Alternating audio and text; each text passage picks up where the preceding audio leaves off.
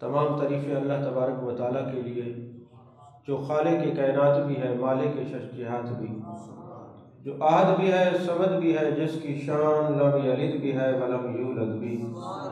لا تعداد دیا درود و سلام بارگاہ سید الانام، شفیع رحمت، والی امت، شاہ خوباں، جان جانا، شہنشاہ حسینہ، سید سربراں، سیاہ لا مکان، تتیمہ دوراں، سرخیل دورہ جمالا، رازان ماوہا، شاہد ماتبا، صاحب علم نشرہ، معصوم آمنہ، احمد مجتبہ، حضرت محمد مصطفیٰ صلی اللہ علیہ وآلہ وصحبہ وبارک وسلم کی دربار ناز میں اپنی عقیدتوں، ارادتوں، محبتوں کا خراج پیش کرنے کے بعد اللہ جل مجدہ کی توفیق اور عطا سے آج ہم جان کائنات، جان عالم مصطفیٰ، جان رحمت صلی اللہ علیہ وسلم کا ذکر سننے اور سنانے کے لیے حاضر ہیں، اور یہ محفل پاک اس نیت سے منعقد کی گئی ہے کہ طارق صاحب کے والدین کو ایصال ثواب کیا جائے، اور ان کے جتنے اعزاء و اقربا، والدین، رشتہ دار دنیا سے چلے گئے ہیں، سب کے لیے ایصال ثواب کی یہ محفل منعقد کی جائے۔ عزیزان محترم، وقت چونکہ کافی زیادہ ہو گیا، چند منٹ کی حاضری اور چند گزارشات عرض کروں گا۔ اللہ تعالیٰ نے قرآن پاک میں ارشاد فرمایا، وَمَا أَرْسَلْنَاكَ إِلَّا رَحْمَةً لِّلْعَالَمِينَ، محبوب ہم نے آپ کو سارے جہانوں کے لیے رحمت بنا کے بھیجا ہے۔ رحمت کا معنی کیا ہے؟ رحمت کس کو کہتے ہیں؟ رحمت کہتے ہیں الرقۃ والتعطف، یعنی دل کی ایسی کیفیت جو مجبور کر دے کہ سارا جہان سکھی رہے، اس کو رحمت کہتے ہیں۔ اس کی واضح مثال یہ ہے، آپ دیکھتے ہیں کہ کوئی بندہ ایکسیڈنٹ ہوتا ہے، اللہ نہ کرے، اور اس کی ضرورت پانی ہے، اور پانی دور دور تک میسر نہیں، دیکھنے والا دیکھتا ہے اور کہتا ہے کاش اس کی جان بچ جائے، اس کی جان بچ جائے، اس کو پانی پلاؤں، لیکن پانی نہیں ہوتا۔ اب جو اس کے اندر سے بے چینی اور کیفیت ہوتی ہے کہ اس کی جان بچ جائے، اس کو رحمت کہتے ہیں۔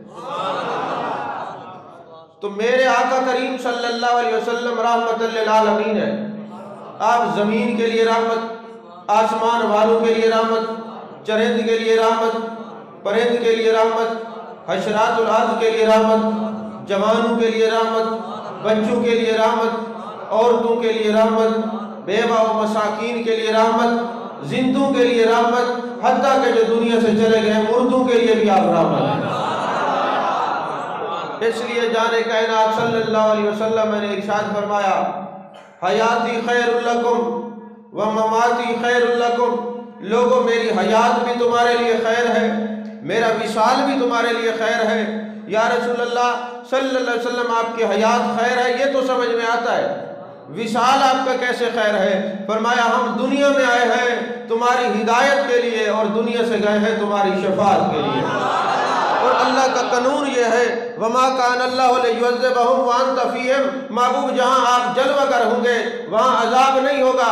جتنے انبیاء ہیں 40 دن بعد ان کے اجساد مقدسہ کو عرش پہ اٹھا لیا جاتا ہے، لیکن میرے آقا کریم صلی اللہ علیہ وسلم نے کیا فرمایا؟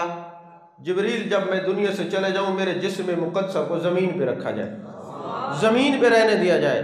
یا رسول اللہ آپ زمین پہ کیوں رہنا چاہتے ہیں؟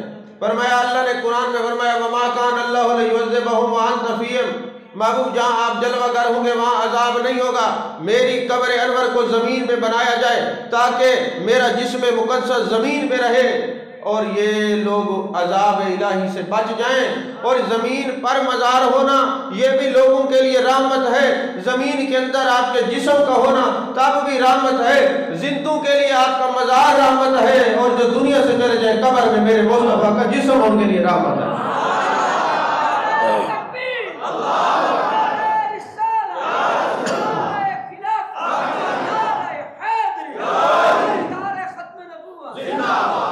اب دیکھیں جتنے انبیاء اور رسول آئے کوئی بھی اپنے امتی کی قبر میں نہیں جاتا، کوئی بھی، ایک نبی بھی نہیں۔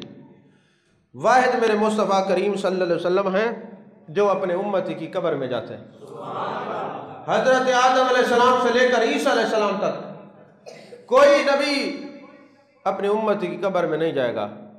اور میرے آقا کریم صلی اللہ علیہ وسلم کتنے لجپال ہیں، کتنے کریم ہیں، قبر میں میرے آقا کریم صلی اللہ علیہ وسلم ہر امتی کی قبر میں آپ کی جلوہ گری ہوگی۔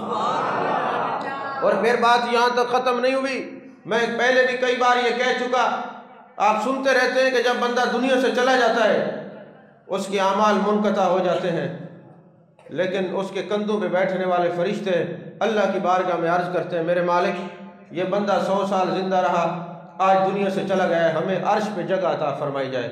اللہ فرماتا ہے فرشتوں یہ جو آسمان ہے نا یہ فرشتوں سے پر ہے، اگر یہ بندہ میرے نبی سے محبت کرنے والا تھا، میرے نبی سے پیار کرنے والا تھا، میرے نبی کا کلمہ پڑھنے والا تھا، تو اس کی قبر میں چلے جاؤ، قیامت تک سبحان اللہ، الحمدللہ، لا الہ الا اللہ اور اللہ اکبر کا جو ہے ورد کرتے رہو، وظیفہ پڑھتے رہو، اور قیامت تک اس مرنے والے کو ایصال ثواب کرتے رہو۔ اور اگر یہ میرے نبی کے چاہنے والا نہیں تھا، منافق تھا، میرے محبوب کی عظمتوں کا قائل نہیں تھا، پھر اسی کی قبر پہ کھڑے ہو کر قیامت تک اس پر لعنت بھیجتے رہو، یارو تم اپنے نبی کے ساتھ محبت کا رشتہ جوڑ لو، رحمت للعالمین نے قیامت تک تمہارے لیے ایصال ثواب کا بندوبست کر رکھا ہے۔ یعنی باقی انبیاء تو اپنے امتیوں کی مزار مقدسہ میں تشریف لے کے نہیں آتے، اور میرے آقا کریم صلی اللہ علیہ وسلم مزار میں بھی تشریف لاتے ہیں، قبر میں بھی تشریف لاتے ہیں، اور قبر پر ایصال ثواب کا بھی بندوبست کرتے ہیں۔ اب یہاں 2-3 باتیں بڑی سمجھنے والی ہیں۔ آج لوگ کہتے ہیں یار میری اولاد نافرمان ہے، پتہ نہیں مرنے کے بعد ایصال ثواب کریں گے کہ نہیں کریں گے۔ تو میرے آقا کریم صلی اللہ علیہ وسلم نے اپنے غلاموں کو تسلی دی ہے، اولاد سرے سے نہ ہو یا نافرمان ہو تو تمہیں پریشان ہونے کی ضرورت نہیں، تم اپنا رشتہ محبت اپنے نبی سے جوڑ لو، تمہارے ایصال ثواب کا بندوبست تمہارے آقا نے کر دیا۔ اور یہ جو مساجد بنانا ہے، مجھے اس مسجد میں آ کے بڑی فرحت اور سکون محسوس ہوا۔ میں اپنے دل کے اندر خوشی کو پاتا ہوں کہ یہ مسجد بنانا بہت بڑا کام ہے۔ ایک تتر کے چھوٹے سے گھونسلے کے برابر بھی کوئی چھوٹی سی مسجد بھی بنائے تو جنت میں اپنا گھر بناتا ہے۔ اور پھر میرے آقا کریم صلی اللہ علیہ وسلم کے غلاموں جب کوئی مسجد بناتا ہے اور پھر وہ دنیا سے چلا جاتا ہے، جب کوئی اس مسجد کے اندر 5 وقت مؤذن اذان دیتا ہے، مسجد بنانے والے کی قبر میں وہ اذان سنائی جاتی ہے، مسجد بنانے والے کی قبر میں وہ اذان سنائی جاتی ہے، قیامت تک وہ اذان سنتا رہتا ہے۔ یہ وہ صدقہ جاریہ ہیں جو مرنے کے بعد بندے کو ایصال ثواب ملتا رہتا ہے۔ اور یہ ایصال ثواب کس وجہ سے ملا ہے کہ رحمت للعالمین ہمارے درمیان میں ہے، ایک تو ہم عذاب سے بچے ہوئے ہیں، اور پھر صدقہ خیرات کا جو ایصال ثواب ہے وہ بھی محبوب کے وجود کی وجہ سے ہمیں میسر آ رہا ہے اور نصیب آ رہا ہے۔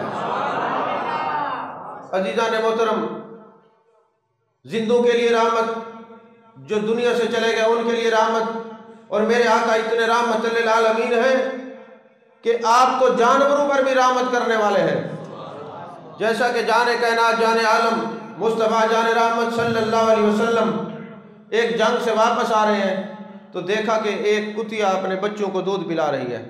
میرے مصطفیٰ کریم صلی اللہ علیہ وسلم کی نظر پڑی، آپ نے فرمایا آئینہ جمیل ابن سراقہ، اے سراقہ کے بیٹے جمیل کدھر ہو؟ یا رسول اللہ حاضر ہوں۔ فرمایا ادھر کھڑے ہو جاؤ، اتنا بڑا لشکر ہے، جب تک آخری سپاہی گزر نہ جائے یہیں کھڑے رہنا، کوئی گھوڑے کا پاؤں نہ آ جائے، کوئی اس کو تکلیف نہ پہنچائے۔ میرے آقا تو جانوروں پر اتنا کرم فرمانے والے ہیں، اتنی رحمت کرنے والے، امت کے اوپر کتنا کرم فرمانے والے ہوں گے۔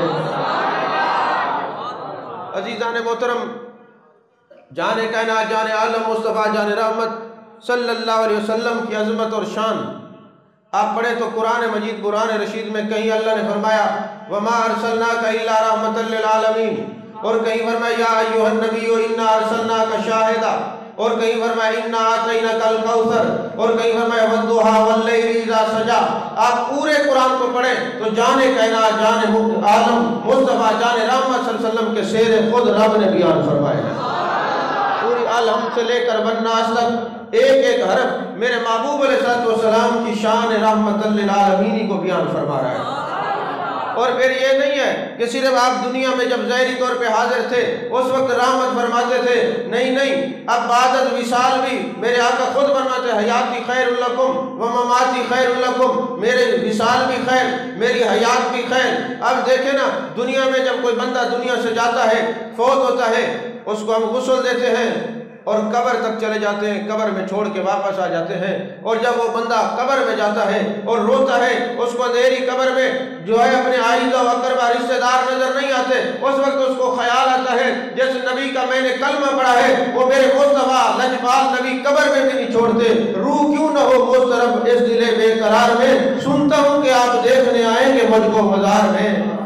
कब्र की पहली रात है, कोई ना आस पास है, एक तेरे दम की आस है इस कल्ब सियाकार में। यानी मेरे मुस्तफा करीम की ज़ात बबरकात वो है कि आइज़ा व अक़रबा, रिश्तेदार, खानदान, कितने प्यार करने वाले, मर मिटने वाले कब्र के अंदर तक छोड़ के चले गए, अंदर कोई नहीं गया, मेरे मुस्तफा कब्र में तशरीफ लाए। और फरिश्ते पूछते मा कुंत तक़ूलु फी हाज़ा रजुल, तू क्या कहता था इनके बारे में। एक बात ज़हन नशीन रख ले, अच्छे लोगों के साथ बैठा करें, नेक लोगों की सोबत कब्र में तुम्हारे सवालात में आसानी पैदा करेगी। उसकी वाज़ेह मिसाल है कि बदबख्तों ने किताबों में लिखा ना, माज़अल्लाह महबूब ख़त्म हो गए, मर के मिट्टी हो गए, नऊज़ु बिल्लाह मिन ज़ालिक, अला याज़ु बिल्लाह। जब आप इन लोगों की तकरीरें सुनेंगे, उनकी मजलिस में बैठेंगे, यहाँ काफ़ी यंग जनरेशन बच्चे बैठे हुए हैं, मेरी एक बात को जहन नशीन रखना, अपने दिल की तख्ती पे लिख लेना। मेरे मुस्तफ़ा करीम सल्लल्लाहु अलैहि वसल्लम ने इरशाद फरमाया, मनिफ्ता बगैर इल्मिन लानतहु मलाइकतिस समाई वल अर्द औ कमा क़ाल अलैहिस्सलाम। मेरे आका ने फरमाया, जो मुस्तनद आलिम ना हो, दीन भर फतवेबाजी करे, तकरीरें करे और जनाबे वाले लोगों के ऊपर जवाज़ और अदम जवाज़ के फतवे लगाए, जितनी देर वो बोलता रहेगा आसमान के और ज़मीन के फरिश्ते उस पर लानत भेजते रहेंगे। अब मेरा आपसे एक सवाल है कि जो बंदा हो लानती, उसने कोई पढ़ा ही नहीं, दीन से उसका कोई ताल्लुक ही नहीं है, जब आप उसका 30 सेकंड का क्लिप सुनेंगे और दीन से आप हाथ धो बैठेंगे तो लानत तो पड़ गई ना। रहमत होती तो और मोहब्बत रसूल बढ़ती ना।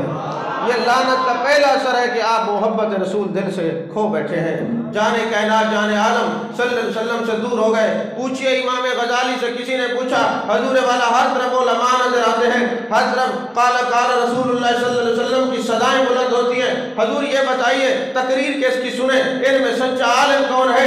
इमाम गजाली ने फतवा दिया, जहाँ हर तरफ तुम्हें जुब्बा कुब्बा दस्तार में उलमा नजर आए तो याद रखना, जिनकी मजलिस में बैठ कर तकरीर सुनने के बाद तुम्हारे दिल में इश्क़ मुस्तफा का समंदर ठाटे मारो, वो सच्चा है, उसकी तकरीर सुना कर।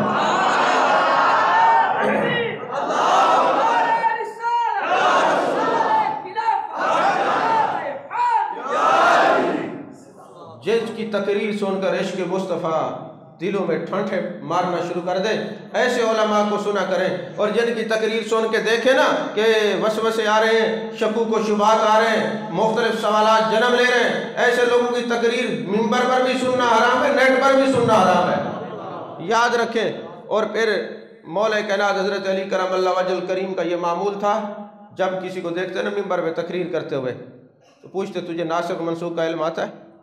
वो कहते जी आता है, तो फरमाते तकरीर करो। अगर वो कहता नहीं आता, फरमाते तुम खुद भी हलाक होगे, दूसरों को भी हलाक करोगे। हज़रत फ़ारूक आज़म रज़ी अल्लाह ताला अन्हु का यही अमल था, हज़रत अब्दुल्ला बिन अमर का यही, हज़रत अब्दुल्ला बिन उमर रज़ी अल्लाह ताला अन्हु का ये अमल था, हज़रत अब्दुल्ला बिन अब्बास रज़ी अल्लाह ताला अन्हु का ये अमल था। बल्कि अल्लामा इब्न सिरीन दारमी शरीफ की ये हदीस पाक है, कुछ लोग ऐसे आए जो महबूब अलैहिस्सलाम की अज़मतों और शानों को कम करने वाले थे, तो जब आए ना उन्होंने कहा हम कुरान पढ़ना चाहते हैं, आपने फरमाया हम नहीं सुनते। उसने कहा हदीस पढ़ना चाहते हैं, फरमाया हम नहीं सुनते। शागिर्दों ने कहा हुजूर कुरान तो वही पढ़ेंगे, फरमाया कुरान वही पढ़ेंगे, माना अपना बयान करेंगे, हदीस वही पढ़ेंगे, माना अपना बयान करेंगे। ऐसा ना हो कि कोई माना मेरे दिलो दिमाग में बैठ जाए, मदीने के वाली मुझसे नाराज हो जाए, मैं तो बदबू से ना कुरान सुनता हूँ ना हदीस सुनता हूँ, मैं कुरान भी इश्क वालों से सुनता हूँ और हदीस भी इश्क वालों से सुनता हूँ। और ये इस इलाके में तो वैसे ही रहमत है, यहाँ तो इल्ला माशाअल्लाह ابھی پیدا ہی ہو رہے ہیں کچھ بد مذہب، ویسے تو سارے عشق والے ہیں، اور ویسے آپ لوگ نا سارے عشق والے بیٹھ کے محبوب علیہ السلام کے کبھی والضحیٰ کے چہرے کا ذکر کرتے ہیں، واللیل کی زلفوں کا ذکر کرتے ہیں، ما زاغ البصر وما طغیٰ کے کاجل والی آنکھوں کا ذکر کرتے ہیں، الم نشرح کے سینے کا ذکر کرتے ہیں، طٰہٰ کے تاج کا ذکر کرتے ہیں، یاسین کے سہرے کا ذکر کرتے ہیں، کبھی نبی کے معجزات کمالات کا ذکر کرتے ہیں۔ یہ ذکر آپ کو اللہ کے قریب کرتا ہے اور بد مذہبوں کو آپ سے دور کرتا ہے۔ یہ سب سے بڑا ذکر میرے مصطفیٰ کا ذکر ہے جو بد مذہبوں کو دور کرتا ہے۔ حضور غزالی زمان رحمۃ اللہ علیہ کے مرید تھے، تو ان کے علاقے میں دوسرے لوگ زیادہ تھے، تو یا رسول اللہ ان کے سامنے کہو تو وہ ناراض ہوتے تھے، تو آپ کی خدمت میں آیا اور کہنے لگا حضور ناراض ہوتے ہیں کیا کروں؟ آپ نے فرمایا کہ مسجد بناؤ، اس کا نام رکھو جامع مسجد یا رسول اللہ۔ جو ہے کہ نہیں جامع مسجد یا رسول اللہ، اب جو بھی ہے کہ جامع مسجد یا رسول اللہ، کہنے لگا حضور اس میں حکمت کیا تھی؟ فرمایا جو یا رسول اللہ سے چڑھتے ہیں جب بورڈ پڑھتے ہیں یہی زبان سے یا رسول اللہ نکلتا ہے، کہو تم ہمیں روکتے ہو، تم خود ہی پڑھتے ہو نا۔ تو یہ عشق والوں کا یہ مزاج ہے کہ جب کوئی یہ عشق کا عنصر لوگوں کے اندر یہ بیان کرتے ہیں، موجود کرتے ہیں، تو پھر ہر طرف محبوب کے عاشق ہی نظر آتے ہیں۔ عزیزان محترم، میرے آقا کریم صلی اللہ علیہ وسلم میں عرض کر رہا تھا کہ جو عشق والے ان کے پاس بیٹھو گے تو قبر میں فائدہ ہوگا، تو انہوں نے کہا کہ معاذ اللہ وہ تو ختم ہو گئے، مٹ گئے، اپنی کتابوں میں لکھا، اور اعلیٰ حضرت نے ہمیں کیا پڑھایا؟ اعلیٰ حضرت عظیم المرتبت اشاہ امام محمد رضا فاضل بریلوی علیہ رحمہ، آپ فرماتے ہیں جب قبر میں جانا تو ایک ہی کہنا مر کے آیا ہوں اس دلربا کے واسطے۔ وہ جو پڑھ کے گئے نا بھئی ختم ہو گئے، وہ پوچھیں گے ما کنت تقول فی ھذا الرجل، تو پھر ادھر کیا جواب دو گے؟ وہ کہیں گے ہمارے ملاؤں نے ہمیں پڑھایا تھا وہ تو ختم ہو گئے معاذ اللہ الیاذ باللہ، لیکن جب عاشق جائیں گے تو کہیں گے ہمارے علماء نے پڑھایا تھا کہ زمین پر بھی حکومت میرے مصطفیٰ کی ہے، آسمان پر بھی حکومت میرے مصطفیٰ کی ہے، پوری کائنات کا خالق اللہ ہے، مالک میرے مصطفیٰ کو بنایا جس کو جو چیز چاہے عطا فرما دے۔ اور آپ کبھی غور کریں نا قبر کے اندر جو 3 سوالات ہوتے ہیں، ذرا ان کی ترتیب کو تو دیکھیں، اگر کوئی بندہ اس کی ترتیب کو ہی سمجھ لے تو اس کے سینے میں عشق مصطفیٰ صلی اللہ علیہ وسلم پیدا ہو جاتا ہے۔ پہلا سوال ہوتا ہے من ربو کا، تیرا رب کون ہے؟ سیدھا جواب ہے اللہ ربی، میرا رب اللہ ہے۔ اچھا میں آپ سے پوچھتا ہوں کہ جب ایک بات ہو گئی کہ میرا رب اللہ ہے، جب اللہ کو سبھی مانتے ہیں اور تبلیغ بھی یہی ہوتی ہے آؤ اللہ کی بات کریں، تو پھر قبر میں یہ سوال ہوتا من ربو کا، تیرا رب کون ہے، کہہ دیا جاتا اللہ ربی، تو بات ختم ہو جاتی۔ اگلا سوال کیوں ہوتا؟ یہ دوسرا سوال کیوں کیا جاتا ہے؟ دوسرا سوال اس لیے ہوتا ہے رب کو تو عیسائی بھی مانتے ہیں، رب کو یہودی بھی مانتے ہیں، اب پورے کلمے لا الہ الا اللہ آدم صفی اللہ، لا الہ الا اللہ نوح نجی اللہ، لا الہ الا اللہ موسیٰ کلیم اللہ، لا الہ الا اللہ عیسیٰ روح اللہ، لا الہ الا اللہ ابراہیم خلیل اللہ، آپ پڑھیں نا سارے، وہ تو سارے مانتے ہیں اللہ کو۔ اگر من ربوں کا کمانا صرف جان چھوٹنے والا جواب ہی ہے کہ اللہ جو ہے سب کا رب ہے، تو پھر اگلا سوال تو نہ ہوتا، اگلا سوال ہوتا ہے ٹھیک ہے تو اللہ کو رب مانتا ہے پر کون سے دین میں مانتے ہے، وہ دین کا نام بتا۔ پھر وہ بندہ کہتا ہے دین الاسلام، میرا دین اسلام ہے۔ اب تیسرا سوال یہ ہوتا ہے کہ دین اسلام کو ماننے والے سارے نبی کے عاشق نہیں ہوتے، نبی کی شان بیان کرنے والے نہیں ہوتے، نبی کی عظمتیں بیان کرنے والے نہیں ہوتے، نبی کا حسن اور کمالات بیان کرنے والے نہیں ہوتے۔ اب ما کنت تقول فی ھذا الرجل، جو تو زندگی گزار کے آئے بتا ان کے بارے میں کیا کہتا تھا۔ یہ ماضی کا صیغہ ہے، جو زندگی گزار کے آیا ہے نا بتا کیا کہتا تھا۔ اور یہاں عاشقوں کے پاس بیٹھتا تھا، وہ یہ کہتا جی میں تو یہی پڑھتا تھا سب سے اولا والا ہمارا نبی، سب سے بالا والا ہمارا نبی، میں تو ہر وقت کہتا تھا محبوب کے والضحیٰ کا چہرہ ہے، واللیل کی زلفیں ہیں، ما زاغ البصر وما طغیٰ کے کاجل والی آنکھیں، الم نشرح کا سینہ ہے، طٰہٰ کا تاج ہے، جد اللہ والے ہاتھ ہیں، مالک نے خالق کائنات نے آپ کو مالک کائنات بنایا ہے، رب العالمین نے آپ کو رحمت للعالمین بنایا ہے۔ میں نبی کے حسن میں، کمالات میں، معجزات میں، محبوب کی شان میں ہر وقت بولتا زن رہتا تھا، ارے مجھے کوئی اور ہی نظر نہیں آتا تھا، میری زبان پہ ہر وقت مصطفیٰ پر ضرور ہی جاری ہوتا تھا۔ تو اب یہاں پر سوچنے کی بات یہ ہے کہ قیامت والے دن نام اعمال تلیں گے، نیکیاں اور گناہ تلیں گے، پھر یہ قبر کے اندر عذاب کس چیز کا ہے؟ تو قبر میں عذاب جو ہوگا وہ عقیدے کا ہے کہ تو نے زندگی گزاری اور میرے مصطفیٰ کی شان بیان نہیں کی، محبوب کی عظمتیں بیان نہیں کی، تو کہتا تھا بس انسان ہے، نبی ہیں، بس کر کچھ نہیں سکتے، معاذ اللہ ایسی تعلیم دیتا تھا۔ تو اگر وہ محبوب کو پہچان گیا، محبوب کی عظمتیں اور شانیں بیان کر دی، تو پھر کیا ہوگا؟ اللہ تبارک و تعالیٰ فرمائے گا فرشتوں اس نے میرے یار کو پہچان لیا ہے، اب اس کے لیے جنت کا لباس اس کو پہنا دو۔ یہ جو دنیا سے کفن پہن جائے یہ نہیں، اب جنت کا کفن پہنا دو، پھر جنت کا کفن نہ مٹتا ہے، نہ میلا ہوتا ہے، نہ پھٹتا ہے، نہ کٹتا ہے۔ پھر جنت کا لباس پہنا دو، جنت کا بستر بچھا دو، جنت کی کھڑکی کھول دو، جنت کی ہوائیں اس کے جسم کو لگتی رہے، اور جسم پر جنت کی ہوائیں لگے تو جسم میں کیڑے نہیں پڑتے، جس طرح دفنایا جاتا ہے روزے محشر اسی طرح کرو تازہ وہ معبود کا عاشق اسی طرح اٹھے گا، کیونکہ اس کو جنت کی ہوائیں لگ چکی ہیں، جنت کی ہوائیں لگ چکی ہیں۔ عزیزان محترم، قبر کو روشن بنانے کے لیے نور والے نبی سے تعلق جوڑنا ہوگا۔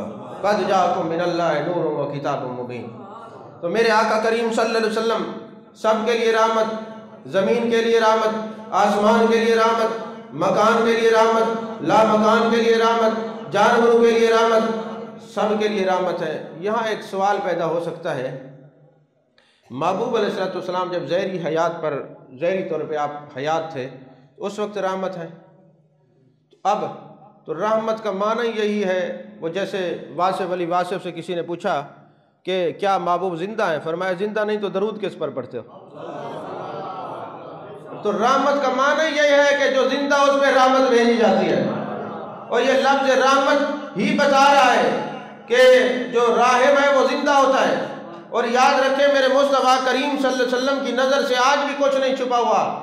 وہ وقت یاد رکھیں، سلطان محمود غزنوی کی بات ایک یاد آئی، آپ کے جو والد تھے ان کا نام تھا سلطان سبکتگین، سلطان تو وہ بعد میں بنے تھے، سبکتگین ان کا نام تھا۔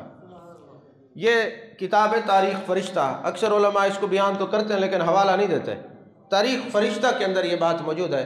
یہ جو سلطان محمود غزنوی ہے نا، یہ دل میں کچھ وسوسے اس کو آتے تھے، کچھ خیالات آتے تھے، یہ کچھ سوچتا رہتا تھا، اور اصول یہ ہے کہ وسوسے اندر رہے نا، زبان پہ نہ آئے تو شریعت کی گرفت نہیں ہوتی، اور جو محبت رسول میں گم ہو اس کو بھلا کیا وسوسے آئیں گے؟ وہ حسن یار سے فارغ ہوگا تو کہیں اور دیکھے گا۔ اب ہوا یہ دل میں خیال آتا ہے کہ یہ جو سلطان محمود غزنوی کہتے ہیں میں سوچتا تھا یہ جو سلطان سبکتگین ہے یہ میرا باپ ہے کہ نہیں۔ دوسرا یہ کہا جاتا ہے العلماء ورثۃ الانبیاء، یہ علماء میرے وارث ہیں، یہ حدیث صحیح ہے کہ نہیں ہے۔ دوسرا روز محشر قیامت والے دن قیام قیامت ہوگا کہ نہیں ہوگا، میرے آقا شفاعت کریں گے کہ نہیں کریں گے؟ کہتے یہ وسوسے میرے دل میں آتے تھے۔ اور ایک دن ایسا گزرا کہ میں نے دیکھا کہ ایک طالب علم ہے، وہ رات کے اندھیرے میں ہمسایوں کی روشنی پہ جاتا ہے، پڑھتا ہے، پھر علم کی تکرار کرتا ہے۔ تو بادشاہ اپنے قافلے کے ساتھ جا رہے ہیں، ایک دیا اس کو سونے کا دے دیتا ہے۔ اور یاد رکھیں میرے آقا کریم صلی اللہ علیہ وسلم نے فرمایا جس نے دینی طالب علم کو ایک خستہ کاغذ یا ٹوٹا ہوا قلم دیا لکھنے کے لیے، گویا اس نے 70 مرتبہ کعبۃ اللہ کو تعمیر کرنے کا ثواب حاصل کیا۔ یہ دینی طالب علم کی خدمت کرنا بہت بڑی بات ہے، یہ اتنی بڑی بات ہے کہ جو مصطفیٰ کریم صلی اللہ علیہ وسلم کی نگاہوں میں رہنا چاہتا ہے وہ دین کے طلباء کی خدمت کرتا ہے، وہ میرے مصطفیٰ کی نظروں میں رہتا ہے۔ اس کی واضح مثال یہ ہے، آپ یہ جو ابن جریر طبری ہیں جنہوں نے تفسیر طبری لکھی ہے، وہ فرماتے ہیں چونکہ دین پڑھنا اس وقت مشکل تھا، اب آسان ہے پر قدر نہیں ہے۔ اس وقت ایک حدیث کو لینے کے لیے لوگ سینکڑوں میل جایا کرتے تھے، تو یہ ابن جریر طبری رحمت اللہ علیہ فرماتے ہیں میں بڑی دور گیا پڑھنے کے لیے، ایک مدرسہ کے اندر میں نے قیام کیا، میں نے کہا میں پڑھنا چاہتا ہوں، مجھے تعلیم دی جائے۔ انہوں نے کہا ہمارے پاس رہائش ہے، کھانا نہیں ہے، ہمیں اخراجات برداشت نہیں کر سکتے، لہذا آپ نے پڑھنا ہے تو اپنے کھانے پینے کا بندوبست کریں، رہائش دے سکتے ہیں۔ آپ کے فرماتے ہیں کہ چونکہ میں نے وہ علم حاصل کرنا تھا، مجبوری تھی، میرے پاس 4 درہم تھے، سامنے ایک یہودی کی دکان تھی مدرسہ کے سامنے، میں گیا اس یہودی کو کہا کہ یہ 4 دراہم رکھ لو اور جب میں پڑھ لوں گا، کیونکہ میرے مصطفیٰ کریم صلی اللہ علیہ وسلم نے فرمایا جو صحیح معنی میں دینی طالب علم ہے وہ تعلیم حاصل کرتا ہے یا عالم ہے، ہاتھ اس کا ہوتا ہے، جیب مصطفیٰ کی ہوتی ہے، اس کو کمی نہیں آتی۔ اس کو کبھی کمی نہیں آتی. آپ نے دیکھا دنیا دار مانگتے مانگتے مر جاتے ہیں، ان کی پوری نہیں پڑتی. صحیح معنی میں عالم وہ لوگوں کے سامنے ہاتھ بھی نہیں پھیلاتا، پھر بھی زندگی اس کی بادشاہوں سے بھی بڑھ کر اعلیٰ ہوتی ہے. تو وہ میرے آقا کریم صلی اللہ علیہ وسلم عطا کرتے ہیں. تو ابن جریر طبری کہتے ہیں کہ میں جناب والا 4 درہم دے کر آیا، پڑھتا رہا. یہودی کو کہا میرا کھاتا بنا لے، جب میں پڑھ لوں گا پھر میں تجھے سارے پیسے ادا کر دوں گا. کہتے ہیں وہ میں پڑھ کے جب تعلیم میری مکمل ہوئی، میں اس یہودی کے پاس گیا اور میں نے کہا جناب میں نے پڑھ لیا، بتائیں میرا کتنا حساب ہو گیا. اس نے کہا بات یہ ہے میں یہودی ہوں، میں دوسری جو کتابیں ہیں ان کو بھی پڑھتا ہوں، مجھے اس بات کا ادراک ہے کہ یہ جو علم ہے یہ انبیاء کی وراثت ہے. میں نے ابھی تیرے نبی کا کلمہ نہیں پڑھا، لیکن یہ بات سچ ہے کہ علم نبی کی وراثت ہے اور میں نبی کے وارث کے پیسے لوں. میں یہ اپنے نبی کو کیا جواب دوں گا؟ میں نے تیرے لیے کھاتا نہیں بنایا، جا جو کچھ میں نے خرچہ کیا تھا تجھے اللہ واسطے معاف کیا. حضرت ابن جریر طبری رحمۃ اللہ علیہ فرماتے ہیں میں اس آدمی کو دعائیں دے کے چلا گیا. عرصہ گزر گیا. ایک دن میں نے سوچا حج کرنے کے لیے جاؤں، تو میں کعبۃ اللہ کے پاس گیا. میں نے دیکھا وہی یہودی سامنے طواف کر رہا ہے. جب میری نظر اس پر پڑی میں نے آنکھیں مچلیں، یہ وہی ہے کہ اس کی شکل کوئی اور ہے. اس نے مجھے دیکھ کے کہا ابن جریر طبری مجھے دیکھ کے مسکراتا کیوں ہے، حیران کیوں ہوتا ہے؟ میں وہی ہوں. میں نے کہا تو یہودی تھا. کہتے تجھے میں نے کھاتا نہیں بنایا، تو مجھے دعائیں دے کے واپس آ گیا. رات کو مجھے گنبد خضرا کے مکین کا دیدار ہوا. جان کائنات، جان عالم، مصطفیٰ جان رحمت صلی اللہ علیہ وسلم تشریف لائے. فرمایا تو میرے ورثاء کے لیے کھاتا نہ بنائے، پھر کسی اور کے کھاتے میں رہے، ہم تجھے کلمہ پڑھا کے اپنے کھاتے میں ڈالنے کے لیے آئے.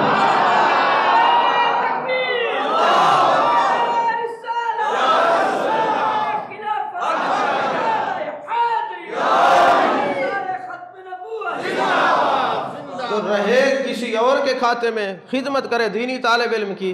تو یاد رکھنا یہ نسخہ ہے، جو چاہتا ہے میں نگاہ مصطفیٰ صلی اللہ علیہ وسلم میں رہوں وہ طلباء کی خدمت کرے، علماء کی خدمت کرے. اور عالم بھی وہ مانگنے والے نہیں جو اپنی جائیدادیں بنائے، نہیں، صحیح جو مشرب وہ جو دین کی خدمت کرنے والے ان کی خدمت کرے. عزیزان محترم، اب یہ وسوسے ذہن میں آتے تھے، خیال آتا تھا کہ یہ پتہ نہیں میں اس کا بیٹا بھی ہوں، پتہ نہیں یہ العلماء ورثۃ الانبیاء صحیح ہے کہ نہیں ہے، اور قیامت کا دن ہوگا، حضور کی شفاعت ہوگی کہ نہیں ہوگی. بس میں نے دینی طالب علم کو دے دیا پڑھنے کے لیے. رات کو میں سویا تو محبوب علیہ السلام کی زیارت نصیب ہوئی. رحمت للعالمین نے شان کریمی کے تحت کرم فرماتے ہوئے زیارت کروائی اور ایک جملے میں سب کچھ فرما دیا. فرمایا او سبکتگین کے بیٹے، تم نے میرے وارث کی خدمت کر کے قیامت والے دن میری شفاعت کو اپنے اوپر واجب کرا دیا. اس لیے میرے مصطفیٰ میں فصیح اور بلیغ ہوں، عرب اور عجم میں میرے جیسا فصیح اور بلیغ اور کوئی نہیں ہے. اور شان رحمت للعالمین کو دیکھیے، یہ سلطان سبکتگین جس کا نام لے رہے ہیں یہ عام آدمی تھا، کوئی بادشاہ نہیں تھا، عام آدمی تھا، مزدور تھا. یہ مزدوری کیا کرتا تھا. اور ایک مرتبہ ایسا ہوا کہ یہ شکار کرنے کے لیے جہاں بھی جاتا نا، شکار کرنے کے لیے جہاں بھی جاتا نوکری کرنے کے لیے، تو ان کو کہتا ہفتے میں ایک دن میں شکار کے لیے ضرور جاؤں گا. پہلے یہ طے کرتا کہ میں شکار کے لیے ضرور جاؤں گا. آخر ہوا یہ کہ یہ جب چلا گیا ایک دن شکار کرنے کے لیے، تو وہاں ایک چھوٹی سی ہرنی کا بچہ اس کو ملا. اب یہ بچے کو اٹھا کے نا اپنے گھوڑے سے بڑی سرپٹ گھوڑا دوڑاتا ہوا شہر کی طرف آیا کہ کہیں ڈاکو نہ پڑ جائے، رات گزر گئی تو مجھے کہیں خونخوار درندے نقصان نہ پہنچائیں. اب یہ بڑے تیز گھوڑے کو دوڑاتا ہوا شہر کے جب قریب آیا نا، تو ایک کنویں پر رکا اور پانی پینے لگا، ہاتھ منہ دھونے لگا. تو دیکھتا ہے کہ گرد اڑ رہی ہے، مٹی اڑ رہی ہے. تو یہ رک گیا دیکھنے کے لیے کہ یہ کیا ماجرا ہے. دیکھا تو ایک ہرنی قریب آ کے رکتی ہے، آنکھوں سے آنسو رواں ہیں. یہ سبکتگین کہتا ہے مجھے سارا معاملہ سمجھ آ گیا کہ یہ جو چھوٹا سا بچہ میں اٹھا کے لایا ہوں نا، یہ اس کی ماں ہے. یہ پھر جس کی ماں کا لخت جگر بچھڑ جاتا ہے، کوئی اس ماں سے پوچھے دل پہ کیا گزرتی ہے. تو میں نے دیکھا کہ یہ ماں ہے.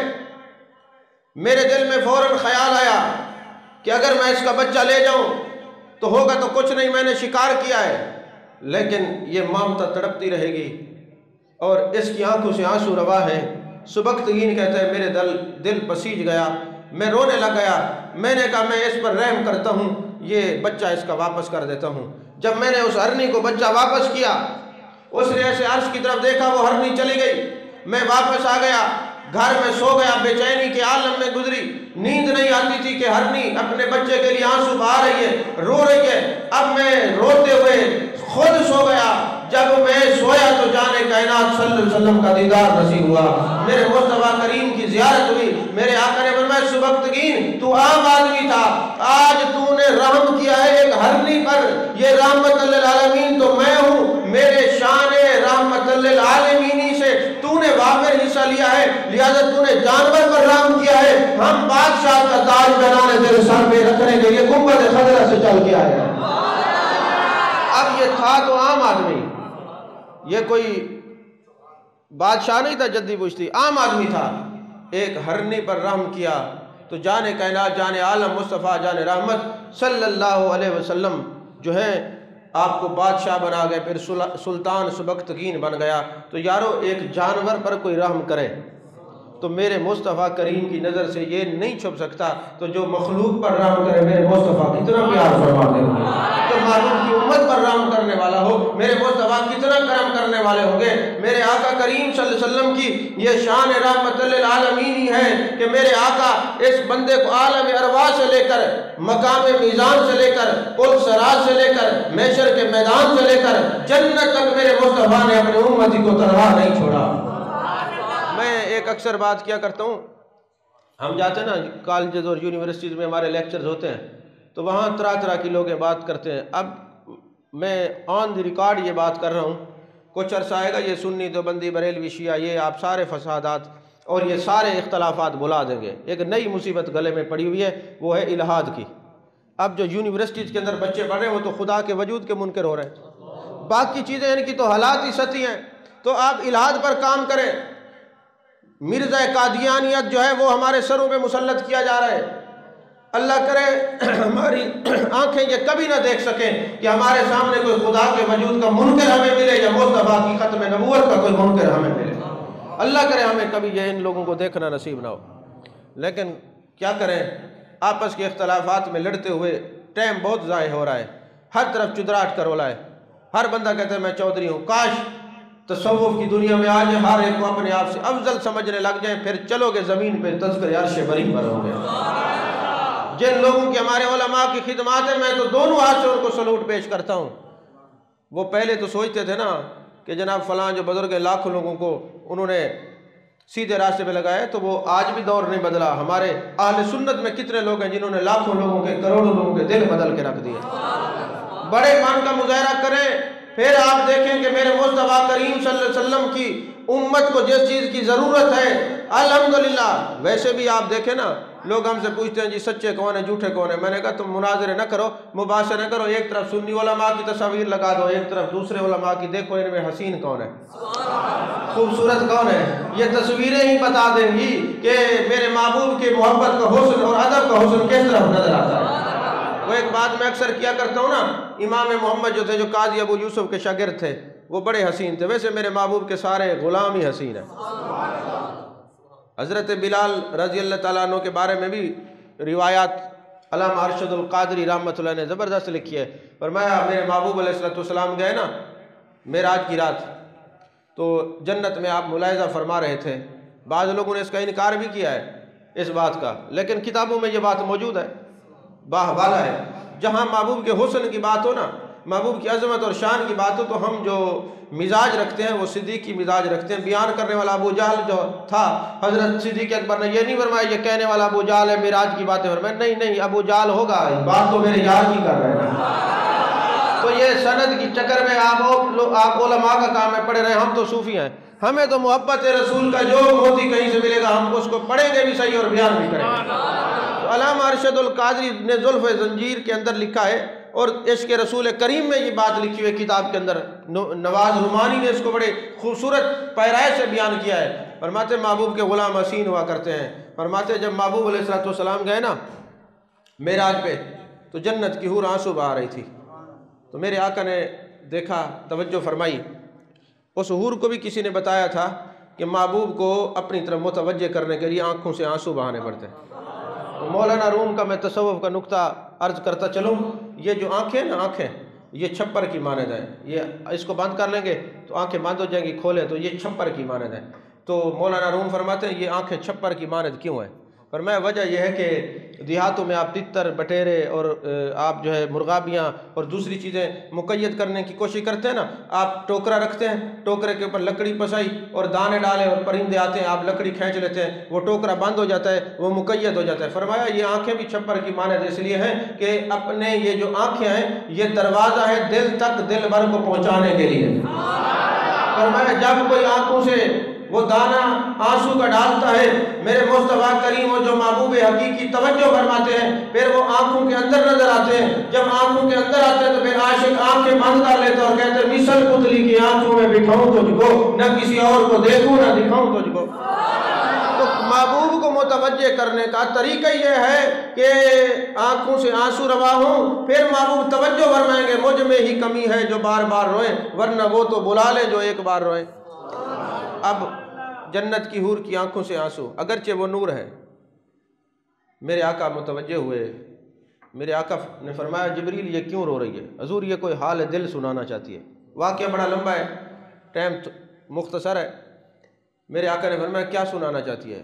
یا رسول اللہ صلی اللہ علیہ وسلم میں اپنے حسن پر اترائی، میں نے کہا میں اتنا حسین ہوں تو جنت میں میرا ساتھی کون ہوگا؟ تو مجھے حکم ملا، شیشے میں دیکھا تو حضرت ایک شخص تھے جن کی رنگت ایسی تھی ایسی تھی ایسی تھی، میں ادب کی وجہ سے وہ رنگت ہی بیان نہیں کرتا۔ تو میرے آقا نے جب سنا فرمایا میرے بلال کا نقشہ بیان کر رہی ہو۔ یہ تو کہہ رہی ہے نا، میرا بلال تو وہ ہے کہ وہ حسن مصطفیٰ میں اتنا گم ہوئے وہ کسی اور کو دیکھتا ہی نہیں ہے۔ جس کو محبوب کا حسن نصیب ہو جائے وہ کسی حسن کے پیچھے جاتا ہی نہیں ہے۔ یہ تو کہہ رہی ہے میرا بلال وہ کسی کو دیکھتا ہی نہیں ہے، وہ تو بددعا کے چہرے کے حسن میں رہتا ہے، اور پتہ نہیں وہ تجھے قبول کرے نہ کرے۔ اور جب یہ آئے گا جنت میں بڑا حسن و جمال کا پیکر ہوگا۔ اس نے سوال کیا حضور یہ جو جسم کی سیاہی ہے یہ کہاں جائے گی؟ میرے آقا نے فرمایا یہ حضرت بلال کے جسم کی سیاہی کو جو ہے بطور تبرک حوروں میں تقسیم کیا جائے گا، وہ تل بنا کے اپنے رخسار پہ سجائیں گے۔ تو محبوب کے غلام ہوتے حسین ہیں۔ تو آپ دیکھ لیں کہ امام محمد قاضی ابو یوسف یہ دونوں پیر بھائی ہیں اور حضرت امام اعظم کے شاگرد ہیں۔ امام محمد بڑے حسین تھے، تو وہ جناب والا عیسائیوں نے کہا مناظرہ کرتے ہیں۔ آپ نے فرمایا ٹھیک ہے، آپ مناظرے کے لیے چل پڑے، اور جیسے گھوڑے پہ بیٹھے امام شریف باندھا ہے، کپڑے سفید پہنے، سامنے عیسائیوں نے دیکھا، اس نے کہا میں ان سے مناظرہ نہیں کرتے، جس کی امت میں اتنا خوبصورت محمد ہے اصل محمد کتنا سونا ہوگا۔ یعنی ان کا حسن دیکھ کے انہوں نے مناظرہ ہی نہیں کیا۔ تو یارو میرے محبوب علیہ السلام کے غلام جب قرآن کو پڑھتے ہیں، قرآن حسین ہے، اپنے حسن کی کرنیں ان کے چہروں پہ ڈالتا ہے۔ ادب حسین ہے، ادب جو ہے اپنے حسن کی کرنیں ڈالتا ہے۔ خوش عقیدگی جو ہے وہ حسن کے جو ہے درجہ رکھتی ہے، وہ خوش عقیدہ ہونا بھی حسین بناتا ہے۔ جب یہ سارے حسن ملتے ہیں تو پھر اہل سنت کے علماء کے چہرے اللہ نے اس لیے حسین بنائے ہیں کہ یہ حسینوں کا ذکر کرتے ہیں نا۔ انداز حسینوں کو سکھایا نہیں جاتے، جو امی لقب ہوں وہ پڑھایا نہیں جاتا، ان کا دیدار نہیں ہر ایک کا حصہ ابو جہل کو محبوب دکھلایا نہیں جاتا۔ محبوب کا حسن دیکھنے کے لیے نگاہ صدیق اکبر رضی اللہ تعالیٰ عنہ چاہیے۔ عزیزان محترم، میرے آقا کریم صلی اللہ علیہ وسلم نے عالم ارواح سے لے کر جنت تک کہیں اپنے غلاموں کو نہیں چھوڑا۔ تو میں عرض کر رہا تھا یونیورسٹی میں گیا تو ایک بندہ کہنے لگا جی آپ اسلام کی بات کرتے ہیں، تو میں نے کہا کس کی بات کریں؟ کہنے لگے جی انسانیت کی بات کیا کریں۔ میں نے کہا یاد رکھیں اس انسانیت کو حسین اور بلکہ انسان ہی اسلام نے بنایا۔ اس کی واضح دلیل ہے جب آپ کے گھر میں بیٹا پیدا ہوتا ہے ختنہ کرتے ہیں، یہ سنت ہے فرض ہے؟ سنت ہے۔ جب بال بڑے ہوتے ہیں ان کو کاٹتے ہیں، یہ سنت ہے کہ فرض ہے؟ سنت ہے۔ ناخن بڑے ہو جائے کاٹتے ہیں، سنت ہے کہ فرض ہے؟ داڑھی آپ خط بناتے ہیں، سنت ہے کہ فرض ہے؟ یہ ساری سنتیں ہیں۔ اگر کوئی بندہ کہے میں اپنی زندگی سے اسلام کو نکالتا ہوں، جان کائنات کی ذات کو نکالتا ہوں، 6 ماہ کے بعد پتہ ہی نہیں چلے گا یہ انسان کا بچہ ہے یا ریچھ کا بچہ، اس انسان کو خوبصورت بنائے میرے مصطفیٰ نے صلی اللہ علیہ وسلم، اس کو بنائے حسین میرے مصطفیٰ کریم صلی اللہ علیہ وسلم نے۔ تو عالم ارواح سے لے کر پھر جب آپ دنیا میں آئے، آپ کے کان میں اذان پڑی، اللہ اکبر کی صدا بلند ہوئی، مصطفیٰ کریم صلی اللہ علیہ وسلم نے ساتھ نہیں چھوڑا۔ پھر آپ زندگی گزارتے رہے، زندگی کا کوئی شعبہ ایسا نہیں میرے محبوب علیہ السلام کا ساتھ نہیں چھوٹا. پھر قبر میں گئے, ما کنت تقول فی ھذا الرجل, ساتھ نہیں چھوٹا. پھر آپ پول صراط سے گزریں گے, میرے مصطفیٰ کریم صلی اللہ علیہ وسلم فرماتے ہیں ادھر سے میرا امتی آ رہا ہوگا, اس طرف ہم کھڑے ہوں گے اور ایک ہی دعا کر رہے ہوں گے, رب سلم امتی, رب سلم امتی, رب سلم امتی. سرے کے ترجمہ بن دے شالا خیر نہ لاؤ, شالا خیر نہ لاؤ, شالا خیر نہ لاؤ. ہن تساں اساں جلے پول صراط تو ٹپ دے پے سوڈو محبوب فرماسن خیر نہ لاؤ, ول ڈھاسی تو وہ جڑا نبی دی دعا دا منکر ہوے. نہیں سمجھ آئی؟ تو گزر تو وہی جائے گا جس کو پتہ ہے میرے مصطفیٰ. ارے بلکہ مولانا روم نے لکھا سامنے والدہا کے چہرے کو دیکھ کے, حسن کو دیکھ کے عاشق تو کم سے یہ کہتے ہیں آقا مجھے دیدار کریں. وہ پول صراط سے جیسے ہی اوپر چڑھے گا, سامنے محبوب کے والدہا کا چہرہ نظر آئے گا, بجلی کی طرح دوڑ کر روح مصطفیٰ کو دفتا ہوا گزر جائے گا.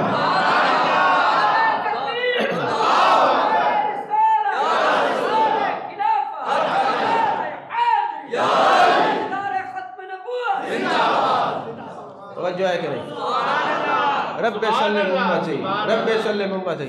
اچھا پھر وہاں سے جناب والا میرے آقا نے فرمایا حوض کوثر کے قریب مجھے جو ہے نا تلاش کرنا.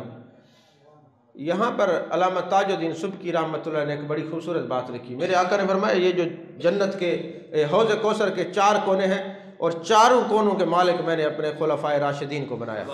ایک کونے کا مالک ابو بکر صدیق, ایک کونے کے مالک حضرت فاروق اعظم, ایک کونے کے مالک حضرت عثمان غنی, ایک کونے کے مالک مولا علی رضی اللہ تعالیٰ عنہ مجمعین.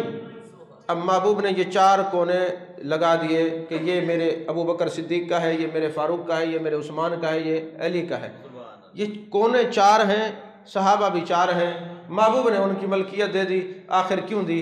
فرمایا تاج الدین سبکی نے تاکہ لوگوں کو پتہ ہو صدیق کی محبت دل میں ہوگی تو حوض کوثر سے کچھ ملے گا, فاروق اعظم کی محبت ہوگی تو کچھ ملے گا, عثمان غنی کی محبت ہوگی تو کچھ ملے گا, مولا علی کی محبت ہوگی تو کچھ ملے گا. اگر ان 4 کی محبت نبی کے یاروں کی محبت نہیں ہوگی تو پھر حوض کوثر سے کچھ نہیں ملے گا. فرمایا یہ جام کوثر جو پی لے گا نا تو محشر کی جو اس کو پیاس ہے وہ لگے گی نہیں. لوگ پیاس والے ہوں گے مگر جن کو جام کوثر مل جائے گا اس کو پیاس ہی نہیں لگے گی, کیونکہ اس کو حوض کوثر جنت کا پانی مل چکا ہے.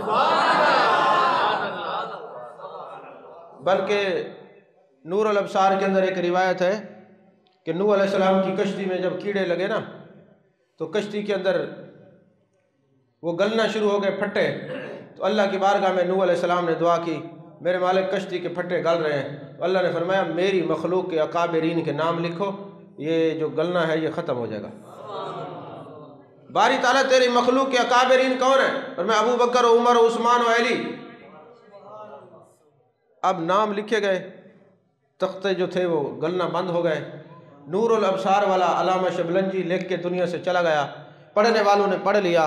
ہم نے پڑھنے کے بعد کیا سمجھا؟ ہم نے یہ سمجھا کہ اگر کشتی کے پھٹوں کے اوپر ان 4 کا نام آ جائے تو وہ گلتے نہیں ہیں. عاشق کے دل میں ان 4 کا نام آ جائے, قبر میں کیڑے نہیں پڑتے, جسم سلامت رہتا ہے. توجہ ہے کہ نہیں ہے؟ ایک حدیث پاک حضرت سید امیر معاویہ رضی اللہ عنہ کی شان میں سنا کے گفتگو ختم کر رہا ہوں. توجہ ہے کہ نہیں؟ ہم سنی ہیں الحمدللہ. ہم حضرت جناب معاویہ رضی اللہ تعالیٰ عنہ کا اور مولا کائنات حضرت علی کرم اللہ وجہ الکریم کا تقابل نہیں کرتے, مقابلہ نہیں کرتے, برابری نہیں سمجھتے. حق حضرت مولا علی کے ساتھ ہے, مگر جو حضرت امیر معاویہ کو برا بھلا کہے گا بندے کا پتر, ہم اس کو بھی نہیں سمجھتے. توجہ ہے کہ نہیں؟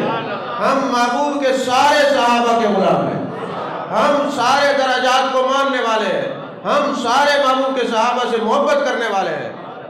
عزیزان محترم, ہمارے جو لوگ ہیں نا, میں ایک عقیدہ سمجھانا چاہتا ہوں. کف لسان کا حکم ہے کہ جو معاملات ہیں نا صحابہ کے آپس میں ان کو بیان نہیں کرنا. اس کو کیا کہتے ہیں؟ کف لسان. اب کف لسان کا معنی کچھ لوگوں نے غلط سمجھ لیا ہے. انہوں نے معنی یہ غلط سمجھا ہے, انہوں نے کہا شاید جن کے بارے میں کف لسان ہے ان کا نام ہی نہیں لینا, نام ہی نہیں لینا. حالانکہ بات یہ ہے کہ جو ان کی آپس کے اندر معاملات ہوئے ہیں ان کو بیان نہیں کرنا, زبان کو تالا لگا کے رکھنا ہے, مگر جو ان کی عظمتیں اور شان ہے وہ ضرور بیان کرنی ہے. یہ یاد رکھنا بچوں, یہ یاد رکھنا, تمہیں کام آئے گی بات. کف لسان کا معنی کیا ہے؟ جو ان کے معاملات ہیں، اور ہم کسی تاریخ کے کسی پہلو کو قرآن کے مقابلے میں کچھ نہیں سمجھتے۔ تاریخی پہلو کچھ ہوں گے، ہم ان کو نہیں مانتے، ہم قرآن کو مانیں گے، کیونکہ قرآن میں ہے محمد الرسول اللہ والذین معہ اشداء علی الکفار رحماء بینہم، یہ آپس میں رحم دل ہیں، کافروں پہ سخت ہیں۔ تو قرآن کہتا ہے میرے نبی کے جو یار ہیں، جو نبی کے صحابہ ہیں، یہ آپس میں نرم دل ہیں۔ تو جب قرآن کہتے ہیں رحماء بینہم، تو جو مرضی ہے کہتے ہیں ہم تیری طریق کو نہیں مانتے، ہم رب کے قرآن کو مانتے ہیں، ہم تیری طریق کو نہیں مانتے۔ قرآن کہتے ہیں یہ مومن پکے ہیں، اولئک هم المفلحون اولئک هم الراشدون وَكُلٌّ وَعَدَ اللَّهُ الْحُسْنَى، اللہ نے سب سے جنت کا وعدہ کیا ہے۔ یہ مومن بھی پکے ہیں، یہ راشد بھی پکے ہیں، یہ مرشد بھی پکے ہیں، یہ صحابہ راہ پر بھی پکے ہیں۔ تو جو اب ان کو اپنا ایمان مانتا ہے وہ ہی مانتا ہے جو ایمان والے پکے ہیں، سب ان کو اپنا ایمان مانتے ہی نہیں۔ توجہ ہے کہ نہیں ہے؟ عزیزان محترم، حضرت مولا کائنات حق پر ہے، حق مولا علی کے ساتھ ہے۔ حضرت جناب معاویہ رضی اللہ تعالیٰ عنہ یہ صحابی رسول ہے، جو ان کے معاملات ہیں مجتہد ہیں، دونوں جو ہے اجتہاد فرما رہے ہیں۔ حق پھر میں کہوں گا مولا علی کے ساتھ ہے، مگر میرے آقا کریم صلی اللہ علیہ وسلم کی حدیث پاک ہے، جب قیامت کا دن ہوگا، اے امیر معاویہ 80 سال دنیا کے تو مجھے نظر نہیں آئے گا۔ یہ کون فرما رہے ہیں؟ میرے آقا فرما رہے ہیں۔ پہلے بھی میں نے کئی جگہ یہ حدیث بیان کی، علماء پھر بھاگے پھرتے تھے جی کہاں ہے دکھائیں، میں نے کہا کوئی ایک کتاب میں تھوڑی ہے، یہ لے دیکھ۔ ہاں جی، تو میرے آقا نے فرمایا امیر معاویہ رضی اللہ تعالیٰ عنہ تو 80 سال تک مجھے نظر نہیں آئے گا۔ اب کئی لوگ کہتے دیکھو جی نبی کی نگاہ سے تو کوئی چیز نہیں چھپ سکتی۔ میں نے کہا بتا کون رہا ہے نظر نہیں آئے گا؟ یہ وہاں کی باتیں خبریں دینے والے میرے مصطفیٰ ہیں، نبی کا معنی غیب کی خبر دینے والا ہے۔ پر میں 80 سال ہے امیر معاویہ آپ نظر نہیں آئیں گے۔ 80 سال کے بعد جب آپ آئیں گے، فرشتے آپ کو لے کے آئیں گے، میں آپ سے پوچھوں گا اے امیر معاویہ 80 سال دنیا کے ٹائم کے مطابق تم کہاں تھے؟ تو تم کہو گے کہ اللہ نے مجھے قرب ناز کے پردوں میں اپنے ساتھ رکھا ہوا تھا، اللہ مجھ سے سرگوشی فرما رہا تھا، مجھ سے بات ہو رہی تھی۔ میں پوچھوں گا امیر معاویہ یہ قرب کے پردوں میں 80 سال تجھے کیوں رکھا گیا؟ تو تو جواب دے گا کیونکہ یا رسول اللہ صلی اللہ علیہ وسلم آپ کی امت کے لوگ میری شانوں کو کم کرتے تھے، میری تنقیص کرتے تھے، مجھ پر شب و ستم کرتے تھے، اللہ نے اس کے بدلے میں مجھے قرب کے پردوں میں 80 سال چھپا کے رکھا ہے۔ تو ہمارے سامنے صحابہ کا ذکر ہو ہم خوش ہو جاتے ہیں، اہل بیت کا ذکر ہو خوش ہو جاتے ہیں، نبی کے ایک ایک صحابی کا ذکر ہو ہم خوش ہو جاتے ہیں۔ اس منبر پہ میں کہنا چاہتا ہوں، میں اپنے علاقے میں بیٹھا ہوں، کوئی لندن سے نہیں آیا، ہر صحابی نبی کو میں جنتی سمجھتا ہوں، جنتی مانتا ہوں۔ میرے مصطفیٰ کریم کا ہر صحابی جنتی ہے، ہر صحابی جنتی ہے، ہر صحابی جنتی ہے۔ یہی عقیدہ آپ نے پلے باندھنا ہے۔ صحابہ کا ذکر ہے خوش ہو جانا ہے، اہل بیت کا ذکر ہے خوش ہو جانا ہے، اولیاء کا ذکر ہے خوش ہو جانا ہے۔ جو سب کو دیکھ کے خوش ہو جائے اسی کو تو سنی کہتے ہیں، اسی کو تو سنی کہتے ہیں۔ تو ہم نہ رافضی ہیں، نہ خارجی ہیں، نہ ناسبی ہیں، ہم کیا ہیں؟ سنی ہیں۔ الحمدللہ میں وہ سنی ہوں جمیل قادری، مرنے کے بعد میرا لاشا بھی کہے گا الصلاۃ والسلام وآخر دعوانا